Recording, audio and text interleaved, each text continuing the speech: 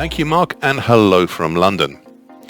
Well, we've got a lot to go through today, as this week's commentary not only has some key patterns made last week, but also from this past Monday, the key technical patterns made during the month of January. Additionally, there are a lot of patterns to talk about in both time series. So let's start with the weekly key reversals made last week. In the currencies, we had an immediate countering weekly key reversal down in euro sterling, if only just on this one. What is interesting here has been how the 83.03 level below has acted like a brick wall 3 times in the last 3 weeks. I suspect this had been due to the congestion seen back in February 2020 in the 82.99 area. What is also interesting is that there is obviously a pattern being built up during January and now February. However, as to whether it's a double bottom, diamond pattern or something else is, well, it is a little too soon to tell. Elsewhere, we had weekly key reversals up in US dollar Japanese yen, the euro against the Romanian lei, the US dollar against the Malaysian ringgit, only just in this case, then USD against the CNY, the onshore Chinese yuan, and USD CNH, the offshore Chinese yuan. There was no such move in the USD CNY Chinese yuan 1-year NDF. Looking at the US dollar CNH, the offshore Chinese yuan, a little more closely, we can see that this weekly key reversal up is also part of a larger monthly key reversal up in January.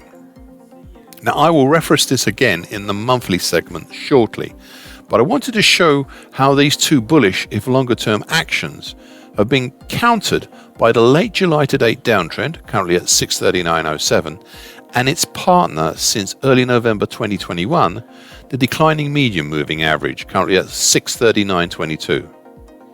It'll be interesting to see how these markets react after the Chinese New Year holidays. In commodities, we had weekly key reversals up in both NYMEX WTI and ICE Brent crude oil futures, as well as NYMEX RBOB futures. We've not had any follow-on through higher on the crude contracts, but NYMEX RBOB futures did indeed have a daily key reversal up yesterday. So the next few days there will be interesting to watch. Elsewhere, London coffee futures had a weekly key reversal down last week, but this was not reflected in the New York contract, so I treat that one with caution. And then we have some esoteric contracts. The EEX European processing potatoes, a weekly key reversal up on the continuous chart there, and a weekly key reversal down on the SGX SICOM TSR20 rubber futures contract in Singapore. Okay, so that covers the weekly key reversals up. Let's look at the monthly key reversals made in January. In the currencies, we had monthly key reversals down in Aussie dollar against the US dollar, the euro against the US dollar, the Kiwi dollar against the US dollar, and sterling rand. We also had monthly key reversals up in US dollar against the Swedish krona, US dollar against the Swiss franc, US dollar against the Israeli shekel, and US dollar CNH, the offshore Chinese yuan. Now, the last one you already know about. But it is interesting to note that the US dollar CNY, the onshore Chinese yuan, did not quite make it, opting instead for a lesser outside month. The US dollar CNY onshore Chinese yuan 1-year NDF had no such action at all. Looking around, the one common factor throughout, bar sterling rand, has been the strength of the US dollar. If we take for a moment a look at euro dollar, you can see a pattern formed over last weekend, namely last Thursday, Friday, and this past Monday, called a bullish morning doji star pattern. And that was a reaction to the bearishness seen through the second half of January. This pattern was allowed to form as we have some strong congestion below from June 2020 in the 111.65 area and March 2020 in the 111.40 area.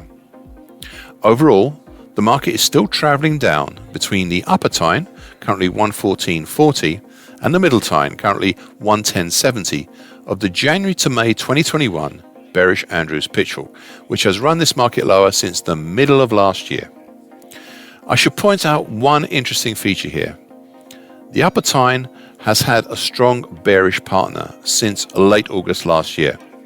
It is the medium moving average, currently at 114.30, and these two are ones to watch on the top side. Elsewhere, we had monthly key reversals down in Chicago wheat futures, for which we have seen some follow through lower this week, but it's only one of the grain markets to make such a pattern, so I'm inclined to be a bit cautious about it. We also had two financial products. The Philex Semiconductor Index, which has not had any follow through lower so far, and the Chicago E-mini S&P futures contract, which also not had any follow through lower. The E-mini S&P contract is interesting because it has seen, and I suggest is still seeing, some pretty monumental forces in play, fighting it out amongst each other. You see, December last year was a monthly key reversal up. Normally, a good pattern. However, during December and into January of this year, the market formed a lopsided head and shoulders top pattern that was triggered in mid-January, causing the move lower to reach its targets below. This move down in turn created another pattern, an immediate countering monthly key reversal down in January that offset and countered the December up version. However, and it is an important however, the pullback up we've seen since then is beginning to indicate that perhaps, just perhaps, the head and shoulders top and the related monthly key reversal down were not the way to go, and that the original monthly key reversal up has reasserted itself. It all depends on what will happen if and when prices reach the neckline of the lopsided head and shoulders top pattern, currently at 46.23. This neckline rises by about 3¼ big figures each trading day, so watch out for that. I'm sorry this has taken a bit of time, and perhaps I've not covered the market that may interest you to a greater depth. However, I am always happy to answer any direct questions with anyone who is interested. And with that, I'll finish this section from London, and I hope you found these comments useful.